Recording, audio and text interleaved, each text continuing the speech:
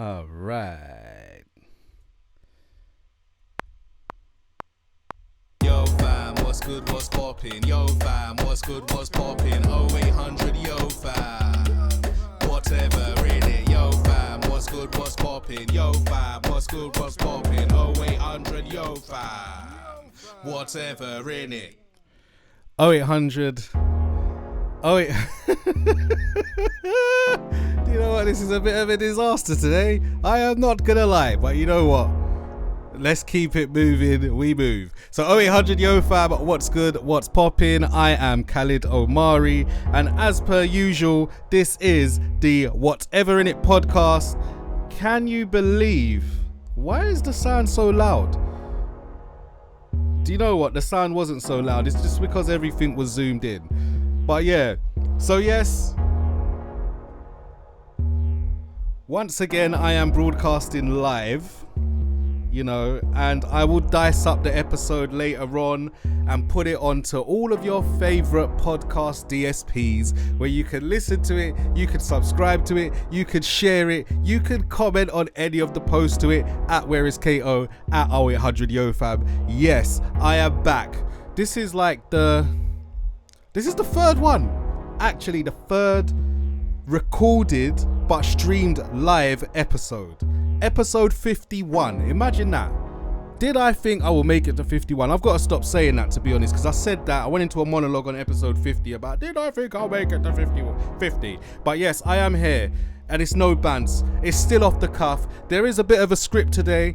But first and foremost, I'd just like to add that I do not work for Voodoo Rays. I do not work for the pizza shop. I don't happen to even like pizza. I believe it is cheese on toast. Other people think it's a different thing. But when you check it, it's cheese on dough. Not dough as in get money dough, but dough as in bread dough. You know what I'm saying? Cheese. But anyway, I don't work for Voodoo Rays. I just thought this was a very cool hat. And you know, yeah. So that's it. And I don't eat pork as well. You know, I am haram free. So I don't eat pepperoni. But I was a big fan of the Ninja Turtles as a kid. Therefore, pizza on hat makes it a good buy. Also, it's made of corduroy material. And if you remember, I don't know if, you know, I'm a bit of an old head. So, you know, when I was growing up, corduroy was the ting. I don't even remember having a corduroy pair of trousers, but if you wet yourself in primary school or nursery, they used to send you home in a pair of corduroy trousers. That's all I remember. Anyway, moving on swiftly.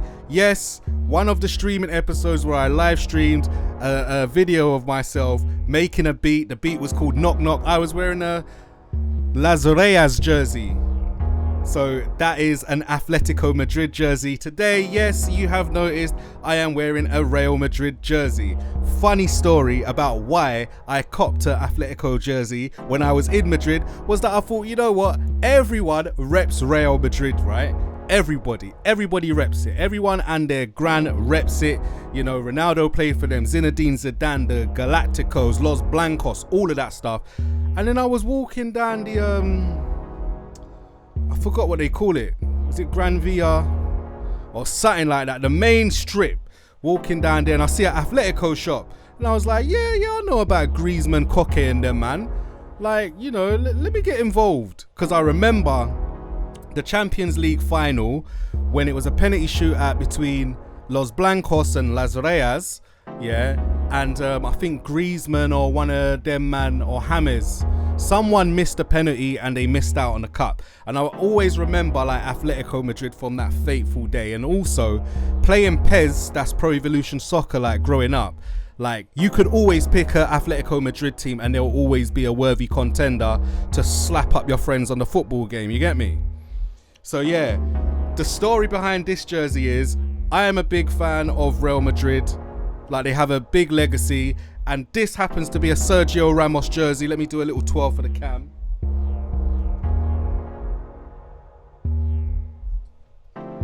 Funnily enough, a lot of people hate Sergio Ramos, but I admire Sergio Ramos because you need a man like that in your team. Someone that's going to do anything for the win at any cost. Sacrifice himself to get a red card, rile up the other players, you know, just not have it.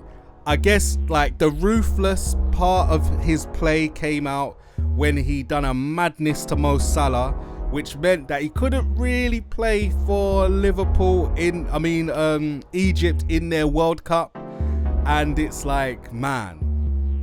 But, we could all say that, we might live within certain rules, whether it be sportsmanship, societal and stuff like that. But there are some people that don't care. And Sergio Ramos is one of them guys. If a game needs to be won, he is going to go ham and try and win the game at all costs. And I'm just saying, you need shooters like that in your team. So, yep, I copped a Real Madrid jersey with Sergio Ramos on the back, and I'll level with you, I don't even know if this jersey is real because I got it at a steal of a price. At the start of the season, I was crawling around the internet. I was looking for a Modric jersey, I was looking for a Ramos jersey, and this one came up and it was dirt cheap, right?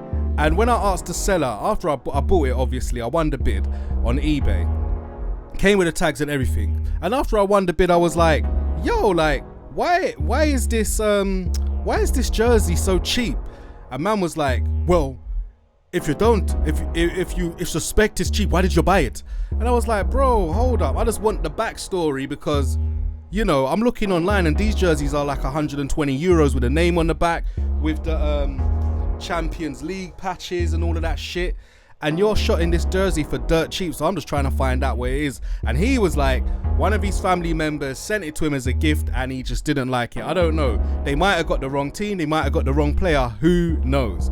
Anyway, if you want to find out more about Sergio Ramos and his approach to football and life, you can tune into the Amazon documentary on Amazon Prime, and I think they're recording a second series at the moment. Funniest thing about that documentary is Real was going through a downturn, a mad downturn, you know what I'm saying? So you just see him holding court with a couple of the other players, and his brother, who happens to be his agent, who's like, yo, like, man's going down the pan right out here. I've been banned for a couple of games, I don't know what I want. So yeah, man, interesting. Anyway, that's pretty much the opening story. So as you can guess, today's subject matter, I feel like I'm teething all of my podcast content from work. Like, I've done a presentation today about women's football, right? And the continued fight for equality within the game. And like I said on last week's episode, on episode 50, what led me down this path of digging deeper and deeper and deeper into the women's game is the fact that I saw a bit of documentary like a documentary video, and basically it was said that the FA banned women's football in the early part of the 20th century because it was much more popular than the men's. I started asking the question, like, what if they didn't ban it? How big would the women's game be today? And obviously I can't show you a video inside this podcast episode. I definitely cannot do that because, I might get pulled up for copyright, all of that jazz. But what I'm going to do is, if you go to the blog post via the link inside this podcast description, you'll be able to read all of the facts, figures, statistics and slides. So, like I said, from that video, I was just like, raw. I did not know the FA could be that kind of divisive. And also, it's another situation where, once again, women have almost been silenced by men. And I started just digging deeper and deeper and deeper. And it led me to remember this video that I saw before the France 2019 World Cup, where it's an advert that features the German team, and they're saying, look, none of our countrymen know our name, and we've won the World Cup 8 times. 8 times. The first Women's World Cup was in like 1990 or 1991. So between then and 2019, that's what, 29 years, they've won it 8 times. That's a third of all World Cup wins, which is bonkers. But yet, no one knows their name. When they won it the first time, they got a tea set. You know what I'm saying? people still doubt their abilities. They call it the men's amateur game, but at a much slower pace. Like all of these disses. And it got me thinking, how many players do you know that play for the females equivalent of your favourite team? I know who play for the equivalent of Manchester United. You know, you've got Tobin. Maybe a few don't come to mind right now, but I know a few, and you know, I just need to do more research. I could tell you a couple players at Chelsea, for instance. You know, you got Samantha Kerr, top goal scorer in the US Women's League, currently at 16 goals for this season in the UK League. You know, like, my mind's gone blank, I cannot lie. So I'd need to do more digging, even though I consider myself as someone who is getting into supporting it and XYZ. I could name you a couple of players at Olympique Lyonnais. You know, you got Amel Madri, Renard, Amadine Henry. You have Sommelier, Karachui. Ballers, you get me? Oh, Nikita Paris, she is a forward for the English team. Fran Kirby also plays for Chelsea alongside Samantha Kerr. Jeez, don't chat to me about nothing. Just had a mind blank. And I know you were judging me, you know, like, rah, like, this man's preaching a madness, you know, but he don't know his shit. I know my shit. I could name you a couple players that play for the Los Blancos feminine.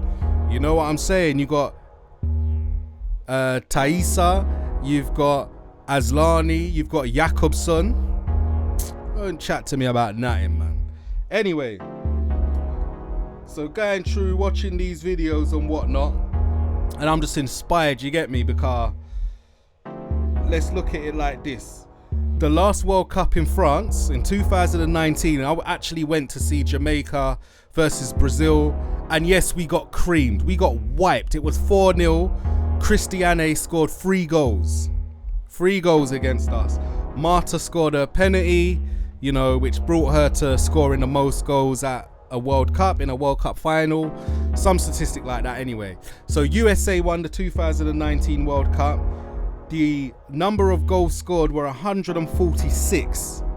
146 goals. Average attendance for that World Cup was around about 20,000 each match, which was sick. I mean, the vibe out there in France was actually amazing, I can't lie. Crazy weather, like it would rain, it would be hot, it would be this and that. I went to Grenoble to watch the match, so it was a bit all over the place. But yeah, that was a good competition. Some good football played. You know, in terms of statistics for Olympique Lyonnais, the female side, right, they are the equivalent of a Real Madrid in European Championships. They have won a total of 31 trophies. They've won the French League consecutive times, probably going back around about 7 to 10 years every year, right? They've won the treble, that means the Champions League, the equivalent of the FA Cup over here, and the D1 League 5 times, which is mental. Also, on the subject of going to see Jamaica and watching a Jamaica team member play, Khadija Shaw, a forward and a striker for Jamaica, is currently the top scorer in the females French league with 16 goals at the moment. Mad ting. On the subject of top goal scorers, did I mention that Samantha Kerr was the leading goal scorer in the US League last season and came over to England to play for Chelsea, which they have an unbeaten run at the moment, fighting it out for the league title with Man City girls, and she's currently scored 16 goals for the season. Mad. On the subject of the FA Women's Super League, Chelsea have won it last year. Maybe they're on track to win it this year, but Vivian Miedema has scored 16 goals and was the top scorer last year, top scorer before that, and is currently the reigning top goal scorer in the league. hit you with them little stats, you get me? But yeah, I guess the reason why I want to do this episode of the podcast, because I felt like, you know, I love watching football highlights. I love the stories behind the game itself, tactics and all of that. And I'm just amazed. And I find that I follow the men's side of football so much that as a football fan, why am I not showing equal emphasis and importance on the women's game as well? You know what I'm saying? At the moment, it's like crossing that borderline between grassroots to like being recognized. And I think more of us who support a men's team should definitely show some form of interest in the women's sport as well. I think it's only fair, not even only fair, but as a football fan, sport is sport. Like, you don't watch athletics and only watch the men's competitions. You watch athletics and watch men's, you watch women's, you watch all broad spectrums of the competitions as well. And that goes for every sport. You know what I'm saying? And an interesting fact as well, and this is taken from the page de.classique, and I think it's a French Instagram page dedicated to women's football and stuff. So it raised the interesting fact that was in honor of Marta's birthday, the state of Rio has officially declared February the 19th as Women's Football Day. Brazil's women's football is one of the most victorious in the world, and what better date to commemorate it than on the birthday of our best player, Marta. We have to encourage this huge range of girls and teenagers that aspire to have the opportunity to become professionals, understanding that there are challenges, yes, but a woman's place is where she wants it to be, and striker Marta is undoubtedly a great inspiration to all. And that was a quote from the legislator nurse Rehan, who introduced the law. That's actually sick still. And on the subject of how you can find out more about, you know, the business of women's football, what goes on behind the scenes, what kind of disparities and challenges there are when it comes to remuneration, when it comes to sponsorship, when it comes to live sports coverage.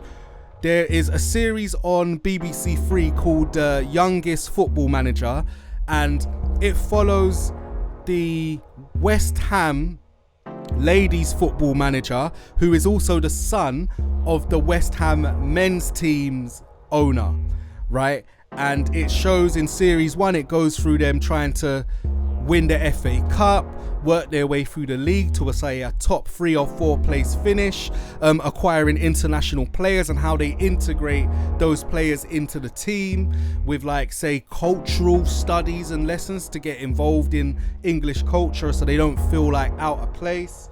I think it's a really good and insightful documentary as well. However, forecasting to this season, West Ham are currently at the bottom of the table.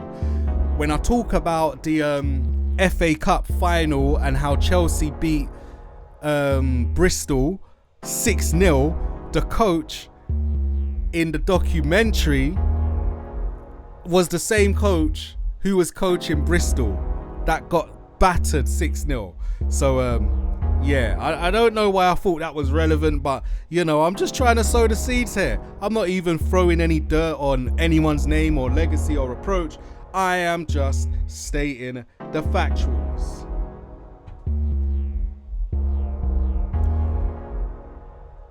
So yeah, that's how we're going on, man. We're just watching sports, bit of footy. Oh my god, I don't even know what's going on in the United game at the moment. Got access to a little Sky Sports. What is it? Sky Sports Go or Sky Go? Okay, still 1-0.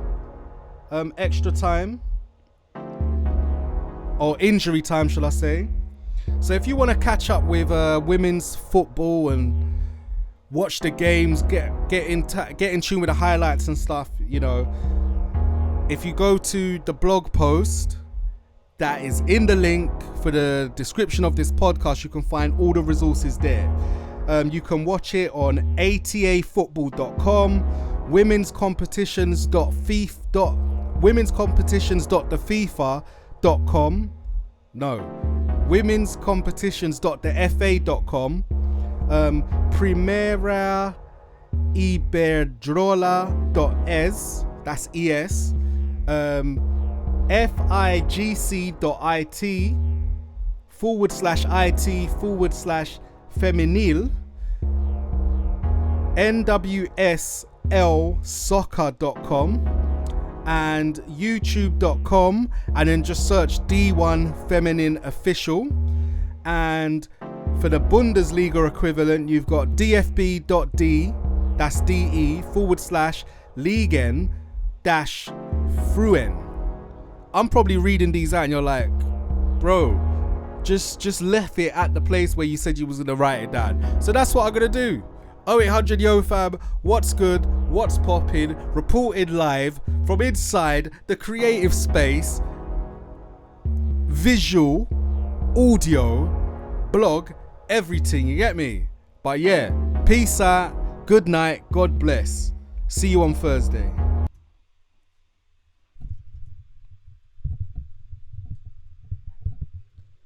Oh shit, do you know what I didn't realize?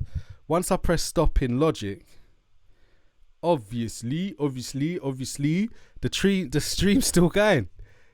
Yes, it's still going. Oh yes, good. Man United won the game, 1-0. I guess we're still trailing City though. Still trailing bloody City because we can't consistently win a bunch of matches.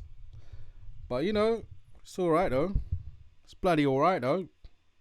It's funny, I wonder if I could get away with supporting one team in the men's league and one team in the women's league, but then I'll be a glory hunter if I support if I turn around and support Chelsea or whatever. Like, I'm just gonna stick to the jerseys I've got. It isn't what's the word? It's not ethical. It's not ethical for me not to be supporting like the women's equivalent of Man United, to be honest. And they are a pretty good team as well. They average third in the table. But it's mad. I only know like one player at the squad. Shit. One player at the squad. So let's see. Man United women's team. Who do I know? Because there's a couple of ballers, from the U. Yeah, Kristin Press, Tobin Heath. You know what I'm saying? Growing End. Why are you laughing? My girlfriend's laughing at me, Imagine that. Laughing at me reading out the names as I'm just scrolling through. But yeah, I just need to do some research and watch them a bit more bloody closely, mate. But anyway, thank you for tuning in for the stream. I don't even know if anyone tuned in, but, it is what it is. It is what it is. It is what it is. Anyway, 0800 Yo Fam, what's good, what's pop? Oh, what have I done? Peace. I'm out.